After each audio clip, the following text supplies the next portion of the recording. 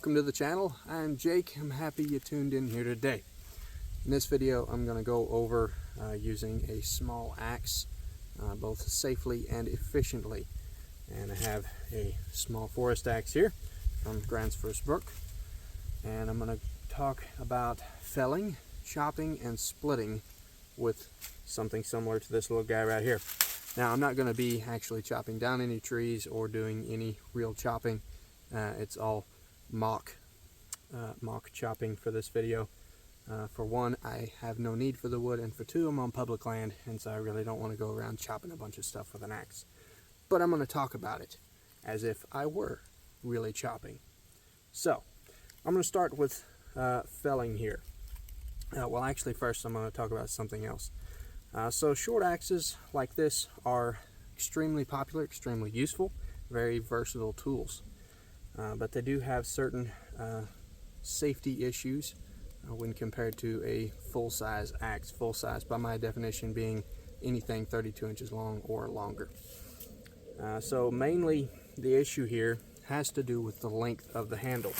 Right, just imagine that I'm standing up, but I'm not going to because I think I might be out of the camera view. But imagine I'm standing up and I'm chopping and I'm making a swing, right?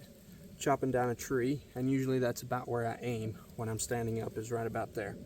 If I were to miss and you continue that line down, very good chance that I will hit my leg, simply because when I am going to stand up after all. When I bring the axe down at a comfortable holding position, you can see where it lands right there around my knee, shin area. Not ideal. So in order to get around that issue, I'm going to get down low to the ground, and you notice I'm kneeling. This is generally how I'm situated when I'm using an axe like this, down low to the ground. So first thing I'm going to do is talk about felling in the process of chopping with a small axe. Now, and I'm also going to leave the cover on there because I'm going to be swinging this thing around and not using it. So safety first, leave the cover on, leave the mask on. Now, could use this with one hand. Let's say I had a hatchet that was even shorter than this. Could use that with one hand, right? But I don't really want to be over here doing my chopping. Right, for one, it's just not very comfortable. And for another reason, if I were to miss, my leg is again in the path of the axe. So I want to get back here. Even if I'm using it one-handed, I want to be way back here, doing it like so. Right, swinging down just like that. Now, if you want to get further back and leaning over like that just isn't very comfortable, you may also place your hand up here above where you're chopping, well above where you're chopping, and make sure that the axe doesn't go above this hand up here that you're leaning on. Because if you come way up here, right, well, surely you wouldn't be that inaccurate with an axe, but it's best not to have the axe above your hand when it's on whatever it is you're chopping. Right, so keep that hand way up out of the way, and also notice that this leg is way back out of the way. It's behind me. I believe I talked about this in a previous axe use video of keeping the leg that's in the path of the axe behind me and off the line that the axe will make if it were to follow through past whatever it is I'm chopping. Right, I want to stay on all of me on this side of the line whenever possible. Right, so this knee's way back out of the way. I could also have this leg up like that and kneel down on my foot like so, which might be a little bit more comfortable. And you could do this for a long time by leaving your elbow supported and just doing a wrist movement like that. So short handle, hatchet, something like that. Two-handed axe, I'm still going to stay way back here out of the way, and I'm liable to get further back than I would with a hatchet because I can reach out further with that longer handle. And I'm going to have my knees back, and this one's going to stay back here, kind of behind my center of gravity. This one's slightly in front, so I'm balanced. And I'm going to come through and chop just like that, staying low to the ground, keeping all of me out of the path of the axe by being well back from the target and on this side of the line of follow through. So now I've performed my face cut there. That direction, that determines the direction the tree is going to fall. And now to do the other side, I'll simply switch And I'll swing this way, now with this knee back behind the line, slightly behind my center of gravity, this one slightly in front of me, going just like this.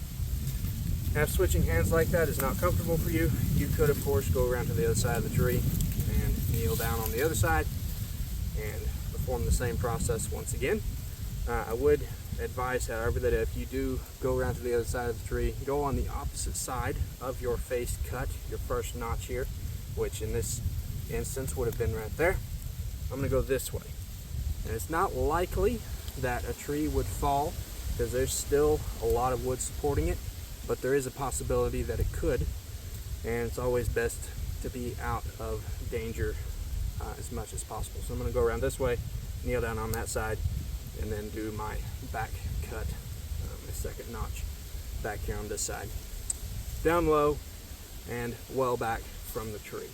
Now, one final thing that I should have mentioned, and this really has more to do with a hatchet, short handle, single-handed use hatchet, than with a two-handed axe like this. But if you are up here like this, leaning, supporting yourself, and chopping right here, all of your chops should go down or straight in. Right? Going up like this can be nice for cleaning out the notch, but glancing below like that could leave the axe heading somewhere up in this direction, which certainly do not want. Right? So all of the cuts go down or straight in, and really the same process with the two-handed axe. I kind of want to do that as well. It's not as much of an issue because you are further back and you have two hands on the axe, so theoretically you'd have a little bit more control of it in the event of a glancing blow.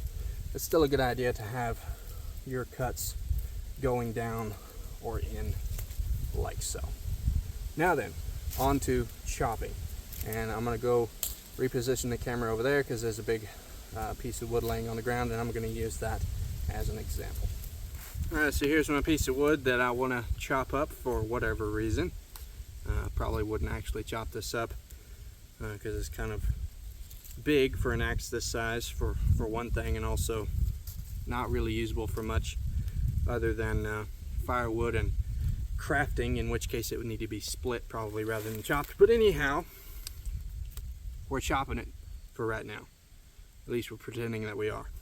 So, same principle as felling the tree. Right, I want to be back out of the way, right? And I want to go straight down. Now with a longer axe, you might stand up and do this, in which case do the same kind of thing as with felling the tree, making sure that your feet are off the line and so on and so forth, right? Making sure everything's nice and safe and out of the way of the path of the axe. But with this, since I'm kneeling down, I still want to make sure that I have, whichever direction I'm chopping, I have that that leg back out of the way, just in case. But to be quite honest, with most things that I chop with an axe this size, once they're on the ground, they're usually not much more than about that big around. So really, I'm chopping pretty much straight down, and when I do that, just imagine this piece of wood is much smaller. I'm going to keep that handle relatively parallel to the ground as it makes contact, rather than going up like this. If I were to go up like that, there is a chance it could come back this way. If I'm going down parallel, there's very little risk that it's going to come toward me. The only real likelihood, in my experience, is that the axe will glance and go off this way, or glance and go off that way. In which case, if I am situated far enough back, that's not a huge safety issue in the context of being cut. Right? But I'm going to stay nice and far back, and most of the time when I do this, I actually stay far enough back that I actually kind of have to lean forward just a little bit. So I'll stick my feet out further behind me and kind of point my toes to get a little bit of counterbalance going behind me. And I'll kind of lean forward just a little bit and go at straight arms, full arm extension, as far out as I can, just to be as safe as possible. Another thing is you could chop halfway through the log and then rotate it. But generally, since I'm kneeled down, a lot of times I'm just a little bit lazy and I don't want to have to get up and move and rotate the log in order to chop through it. So I'll pretty much just go all the way through, which does also present a bit of a risk to the axe, and that is going through and hitting the ground. So you want to make sure that as you get close to the bottom of your notch, if you're going all the way through from one side especially, that you ease up on your power just a little bit as you get down close to the bottom so that you don't go through. So that's a little bit on chopping. Same principles apply, right? Far back, away from the axe, nothing's in the line of the axe movement. Handle parallel to the ground, that's pretty important, I would say, so that there's little risk of it coming this way and instead just going straight through to the ground or off to one side or the other. And I believe that's about it for chopping. So now I'm going to find a little piece of wood somewhere laying on the ground, and I'm going to come back to this piece of wood right here and talk about splitting for just a minute. Alright, so I've got a piece of wood here now, and I'm going to split this dude in half, and I'm actually going to go ahead and split this. There's a little fire ring over here where people come and camp and build fires, I suppose. So I'm just going to put this piece, once I split it, in the little pile over here so somebody can use it later. But I want to split this. Now this is not real big around, right? It's pretty small diameter. Difficult to balance that, even if it were cut with a saw, which I actually just broke it off. So I didn't even use the axe to cut it. I just broke it to the length I wanted. But that's difficult to balance. Right, so there's a couple of options where I could do with this. One is to set it up like so. And I'm going to move it down here because if I were using this method, I probably would have it on the ground. But I'm going to make sure that I'm way back out of the way, like so. And I'll place that on the end and use another stick and baton that down to split it apart. So that's one option. Perfectly feasible, but not probably not the best option for this particular piece of wood. So what I'm going to do instead is I'm going to lay it on my chopping surface here, lay the axe, the edge of the axe right there on that piece of wood, and I'm going to keep hold of the handle with one hand, and I'm going to wrap my fingers around the piece of wood and hold the end of the axe handle with my thumb. You can see just holding that, it's not really wanting to fall off. So that's pretty stable there. And I'm going to bring this up, and I'm going to bring both wood and axe down at the same time on top of this piece of wood, just like that. And you can see sometimes it slips, which is embarrassing on video, but it happens. There we go. It's not wanting to bite in. Give it a few taps to seat it, which I should have done first. And then I'm going to bring it down. Oh, and you can see that's nice and rotten inside there. It's a little bit more far gone than I thought it was. So I'm going to come down a little bit. And we'll do that again. There we go. Yeah, it's pretty rotten. But I think you get the idea there. Now, if you notice when I'm doing this, I am going through, and then I'm trying to move the piece of wood more than the axe. Reason for that being, it's not sticking too much this way, but if I were to split it like that, it seats in place in that piece of wood. And now if I had some force behind that and really got that bit buried down in there, turning the axe is not an option, and that will stress the point where the head meets the handle, and you really don't want to do that. Probably last a long time of doing that, but there is a risk of breaking it at some point. So instead, I bring them down together, go through, aha, there we go, and then split by rotating the piece of wood, and you can see that comes apart. You can move it down a little bit. Finally got a nice split.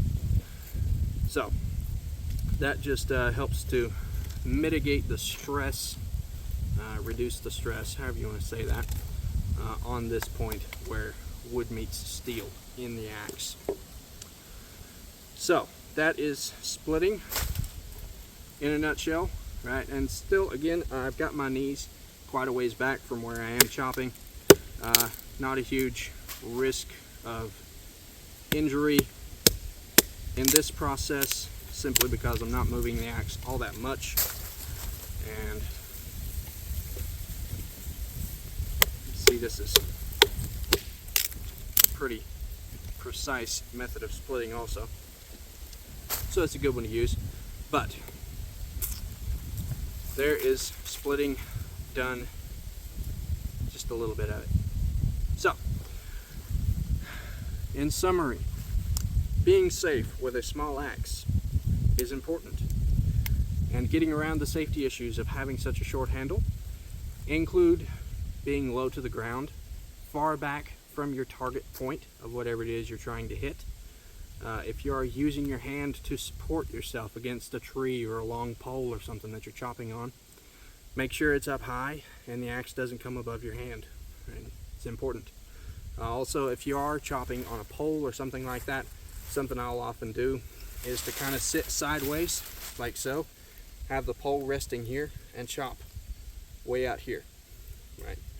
You can see as I do that, well, you probably can't see because this piece of wood's in the way, but I'll just tell you, if I do that, when I come through, the axe goes way out here to my side, very little risk of hitting my leg, right? But I'm still low to the ground, far away from the target point, hands well out of the way, right? So that's pretty well safety with a small axe covered pretty well, I think. So hope you enjoyed that video, or this video, I suppose I should say. If you did, definitely appreciate it if you hit that like button, share the video with friends, leave a comment down below. Don't forget to subscribe if you're not yet a subscriber. I'll greatly appreciate that. And until next time, go forth, enjoy yourself, and always come home safe.